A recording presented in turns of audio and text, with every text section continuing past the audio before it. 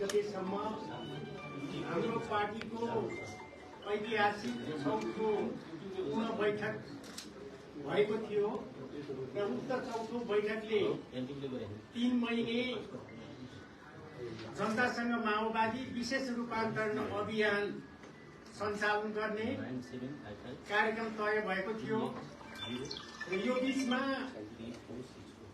प्रदेशका बैठकहरू, जिल्लाका बैठकहरू, पालिकाका बैठकहरू र वडाका बैठकहरू सम्पन्न भइसकेका छन् र तयारी आजको यो विशेष अभियानको शुभारम्भको लागि देशैभरि 6743 वडामा एकैसाथ उद्घाटनको कार्यक्रम हुँदैछ र यो 3 महिने जनतासँग माओवादी विशेष रूपान्तरण अभियानको ब्यानर खोलेर उद्घाटन गरिदिनु हुन र सँगसँगै उद्घाटन मन्तव्य राखिदिनु हुन म सम्माननीय प्रधानमन्त्री एवं श्रद्धेय अध्यक्षलाई हार्दिक अनुरोध गर्दछु।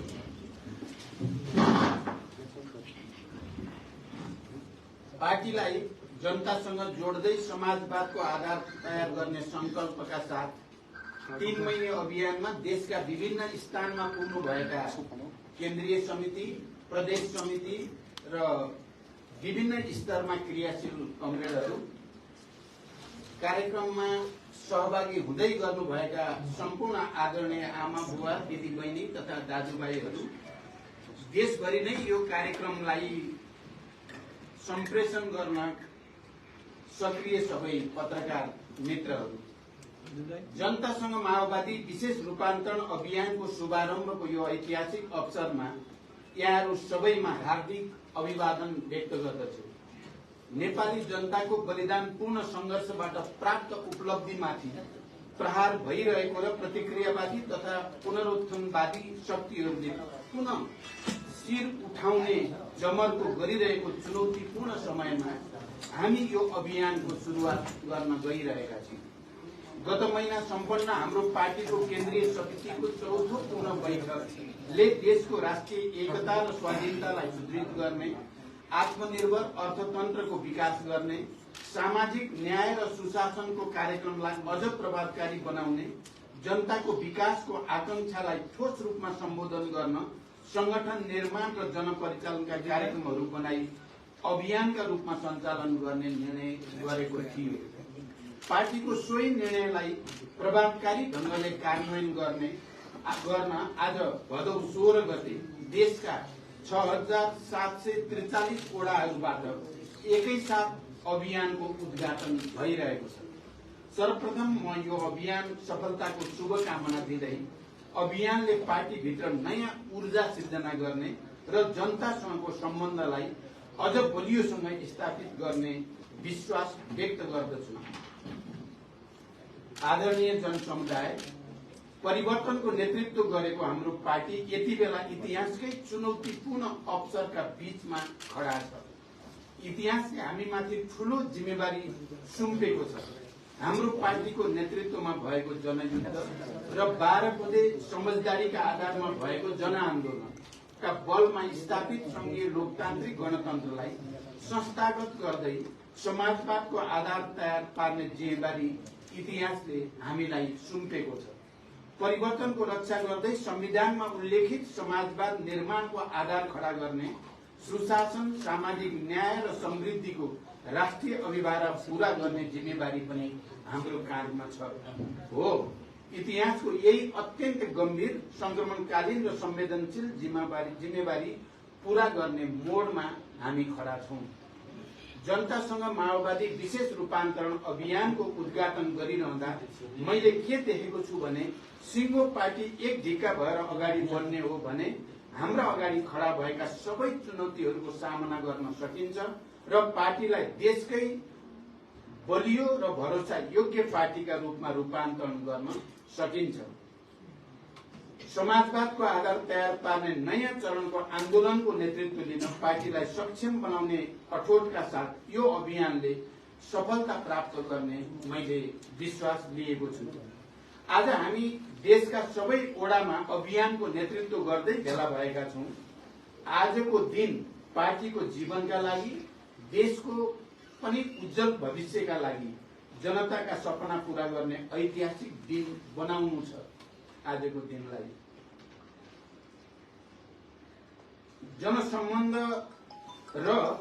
जनसम्बन्ध कमजोर हुँदै जाने परिस्थितिसँगै सृजना भएको संकटलाई चिर्न समेत यो अभियानले नयाँ प्राणको काम गर्ने आशा पनि हामीले लिएका छौं।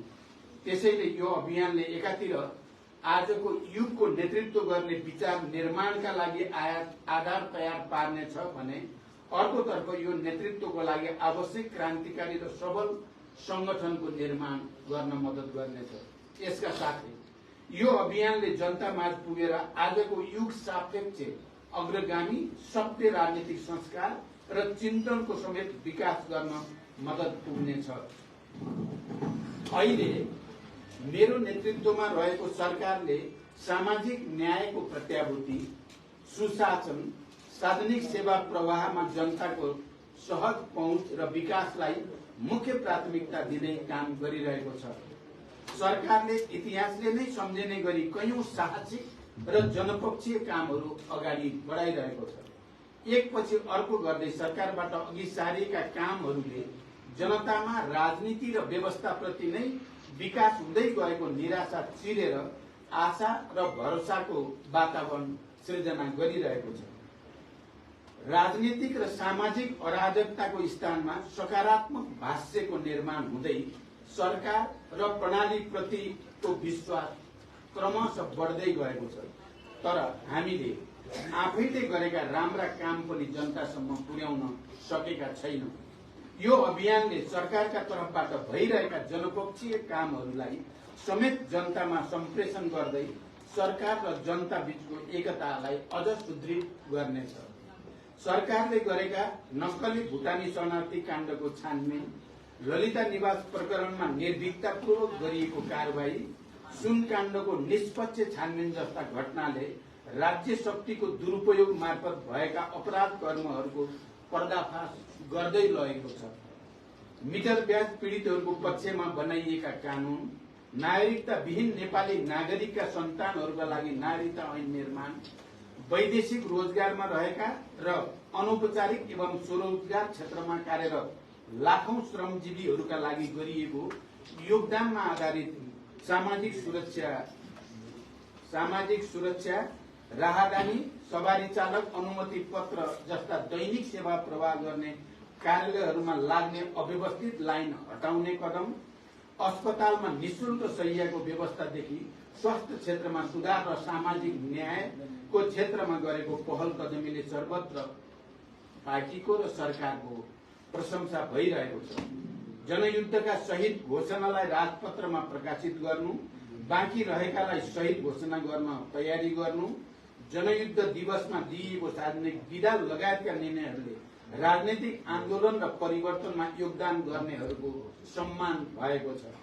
लघुवित्त पीडितहरूको आन्दोलनलाई सरकारले सम्बोधन गर्न पहल गरिरहेको, इतिहासमा पहिलो पटक पाठ्य पुस्तक समयमै विद्यालयहरूमा पठाइएको, किसानहरूलाई रासायनिक मल समयमा उपलब्ध गराइएको, विपन्न र असहायका निम्ति निशुल्क स्वास्थ्य सेवा प्रभावकारी तुल्याइएको, आर्थिक सुधार लगायतका कामहरूले सरकारको संकल्प र प्रतिबद्धता व्यवहारमा रूपान्तरण भइरहेको छ।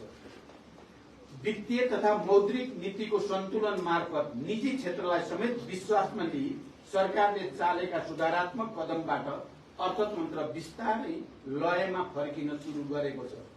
उत्पादन, उत्पादकत्व र रोजगारी वृद्धि गरी अर्थतन्त्रको पुनरुत्थान तथा उच्च र दिगो समावेशी आर्थिक वृद्धि हासिल गर्ने र समष्टिगत आर्थिक स्थायित्व कायम गरी लगानीको वातावरणमा सुधार गर्न सरकार क्रियाशील छ।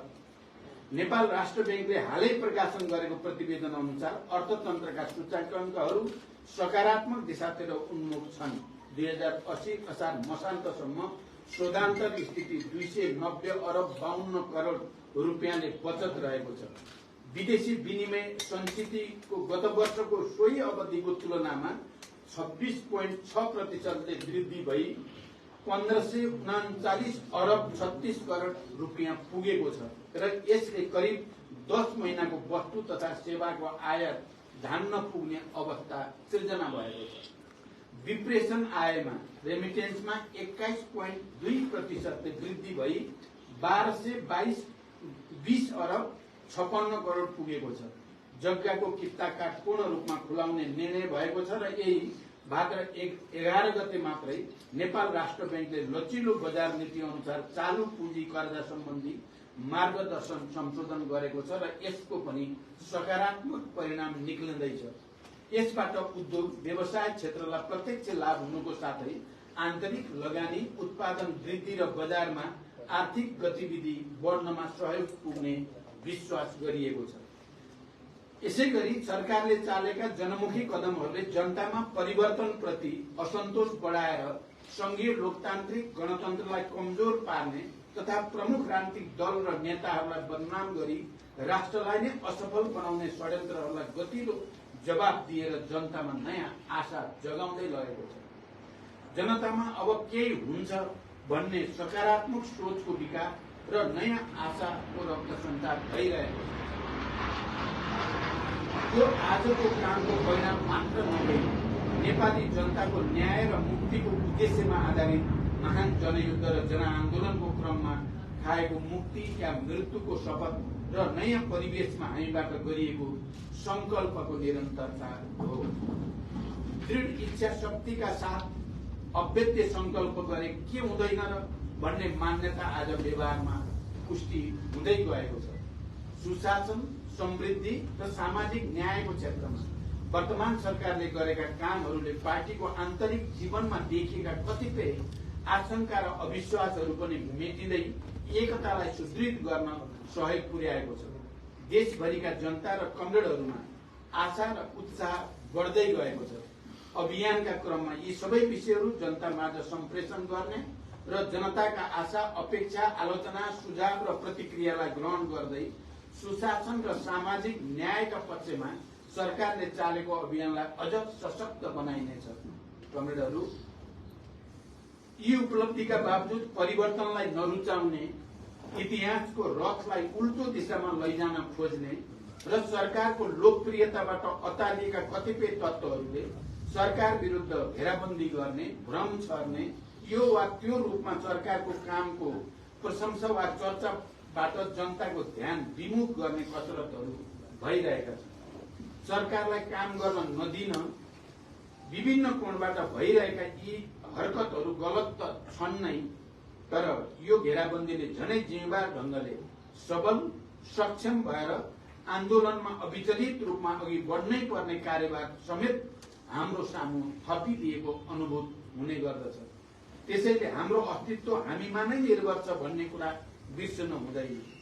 हामीले कस्तो विचार विकास गर्छौं, हामीले कस्तो संगठन निर्माण गर्छौं, हामीले जनताका मुद्दाहरूलाई के कसरी र कुन स्तरमा उठाउँछौं, हामीले आफ्ना कमजोरी प्रति कस्तो आत्मालोचना र आत्मसमीक्षा गर्छौं, हामीले हाम्रा राम्रा कामहरूको प्रचार के कसरी गर्छौं भन्ने जस्ता कुराले हाम्रो र सिङ्गो कम्युनिस्ट आन्दोलन एवं समाजवादी क्रान्तिको आधार तयार पार्ने आन्दोलनको भविष्य निर्भर रहन्छ।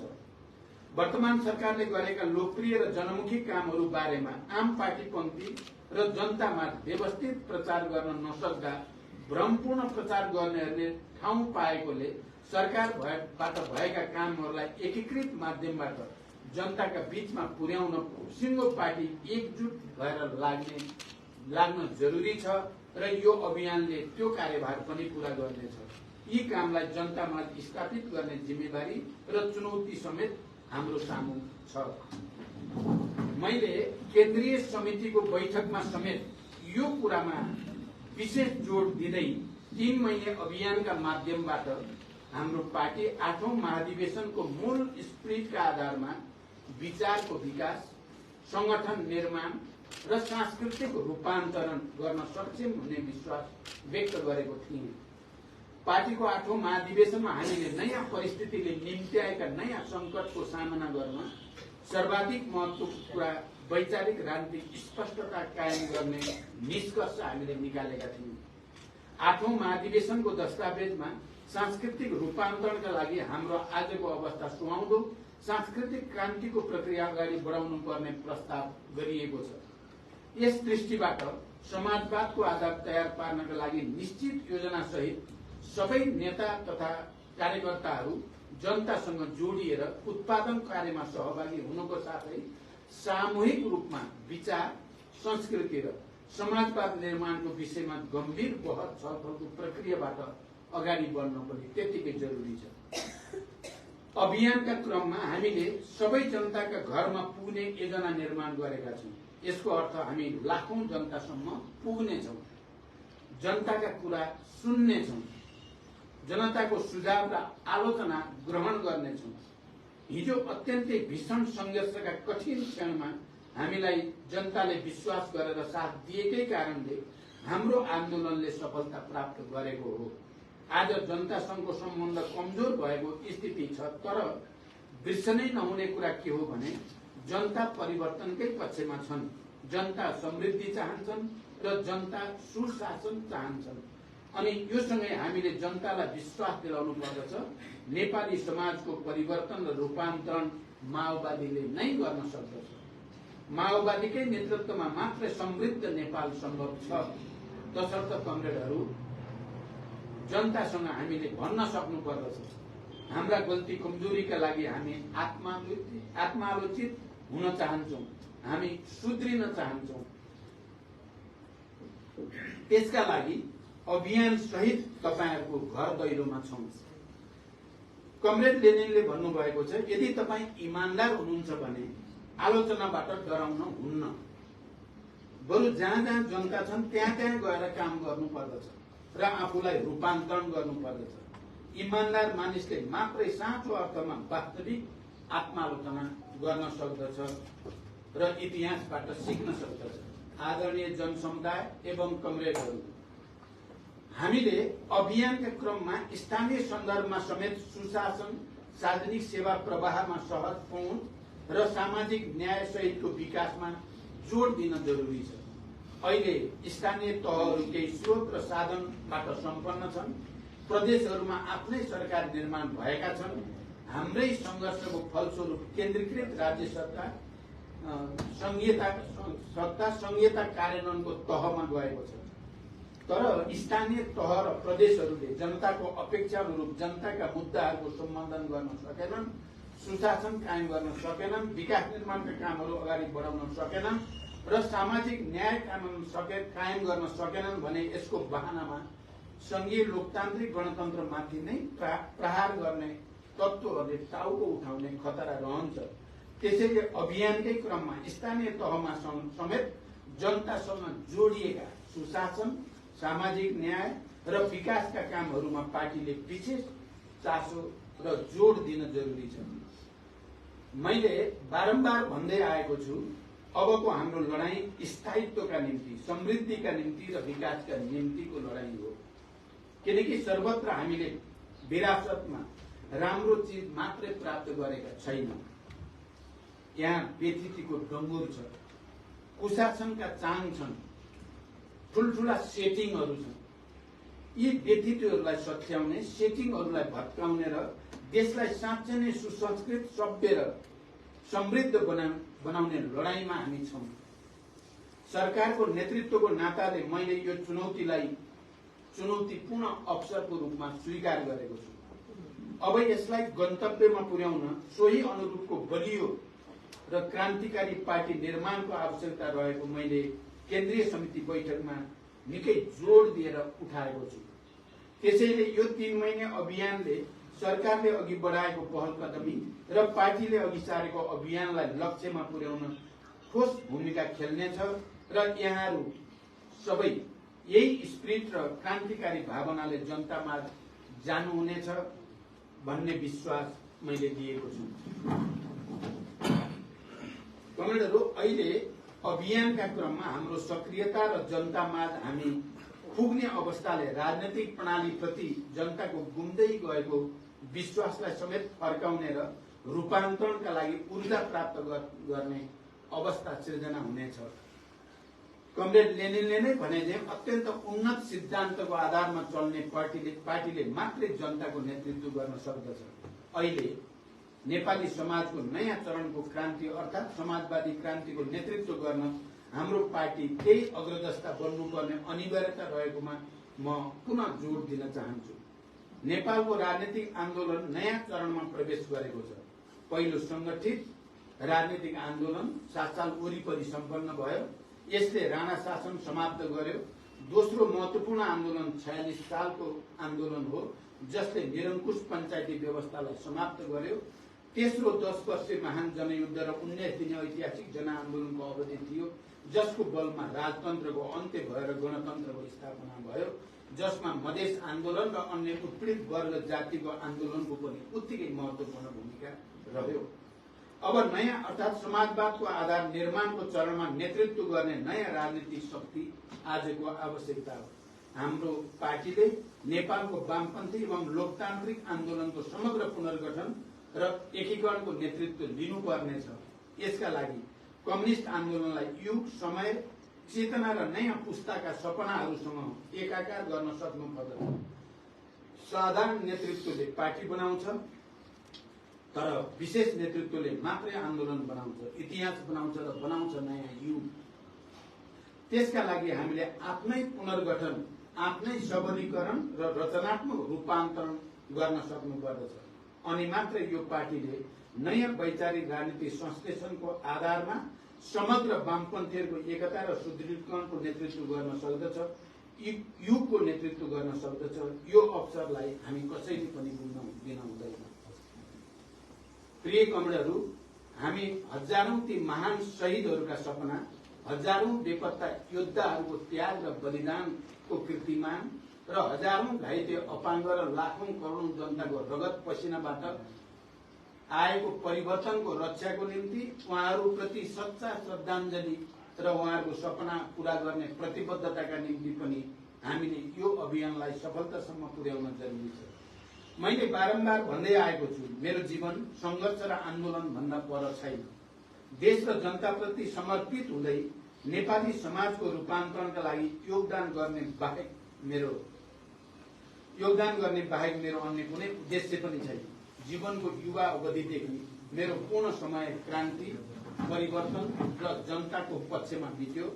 अब जनताले चाहेको सुशासन, समृद्धि र सामाजिक न्यायका क्षेत्रमा दृढतापूर्वक अगाडि बढ्ने प्रतिज्ञा मैले लिएको छु।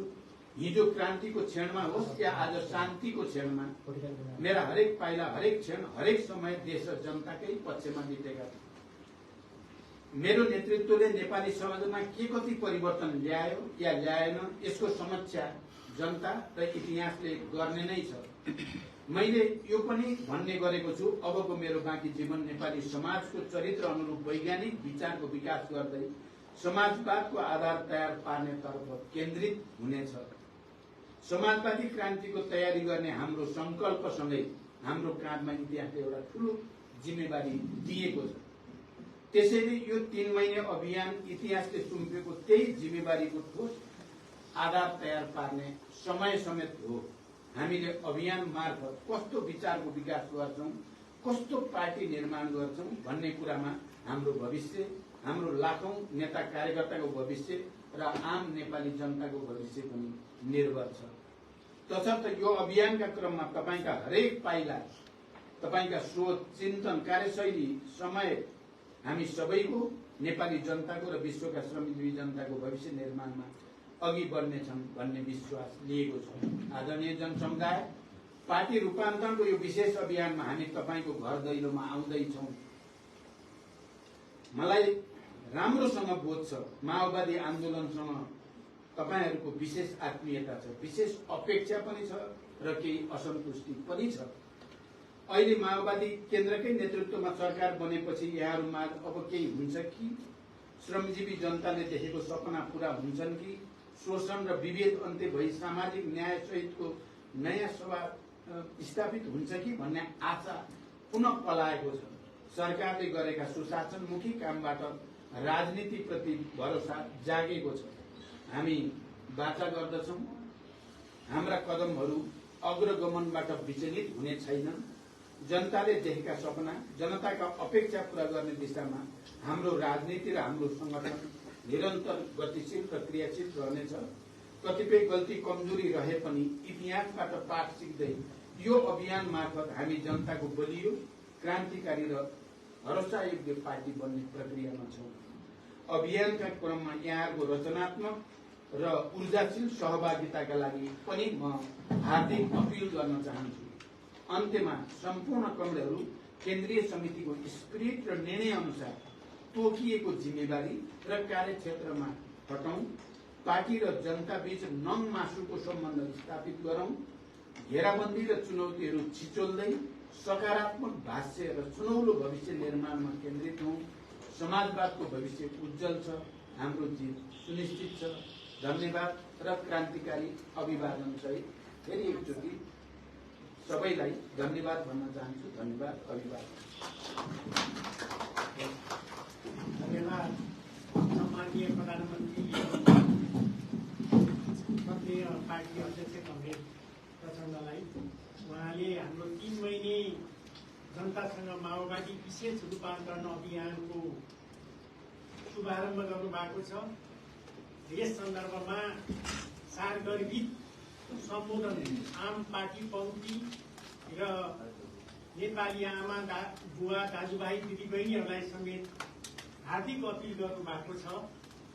र आज 1 बजे फेरि चन्द्रगिरी नगरपालिका वार्ड नम्बर 2 भटेडाँडा पार्कमा हुने कार्यक्रममा पनि श्रद्धेय अध्यक्ष तथा सम्माननीय प्रधानमन्त्री प्रचण्ड सहभागी हुनुहुनेछ र सम्पूर्ण पत्रकार मित्रहरूलाई उक्त कार्यक्रममा पनि उपस्थित भइदिनु हुन हामी हार्दिक आमन्त्रण गर्दछौं र यो कार्यक्रम